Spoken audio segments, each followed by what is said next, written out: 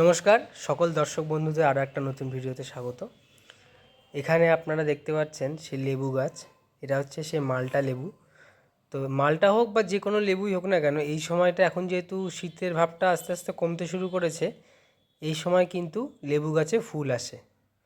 যে আপনার যে কোনো লেবু গাছেই আসতে পারে, শুধু মালটা বলে নয়, পাতিলেবু গাছ বলুন, বাতাবি লেবু বলুন, সব গাছে ফুল আসে। তো ফুল আসলেই তো হলো না, ম্যাক্সিমাম ফুলই যাবে ঝরে, কিন্তু যতটা সম্ভব আমাদের চেষ্টা করতে হবে এই ফুলের থেকে ফলে পরিণত করার।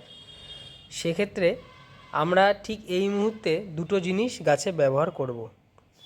প্রথমত, যাতে লেদা পোকার আক্রমণ থেকে রক্ষা করার জন্য এই কচি পাতাগুলোকে আমাদের এখন সাইপারমেথ্রিন এই জাতীয় কম্পোজিশনের যে কোনো ওষুধ প্রতি লিটারে 1 থেকে 2 ml পরিমাণ মিশিয়ে এই ফুল ফোটার আগে কিন্তু স্প্রে করে দিতে হবে। ফুল ফুটলে যদি আপনি স্প্রে করেন তাহলে কিন্তু পরাগায়ন হবে না, এবং যার ফলে আপনার কিন্তু ফুলটা ফলে পরিণত হবে না। এই যখন সবে গুটি ধরছে ফুলের, সবে মুকুল বেরোচ্ছে, এই সময় কিন্তু সাইপারমেথ্রিনটা স্প্রে করতে হবে। আর এর সাথে যাতে ফাঙ্গাসের আক্রমণ না হয়, এই জন্য আপনারা ম্যানকোজেব গ্রুপের যে কোনো ফাঙ্গিসাইড স্প্রে করে দেবেন।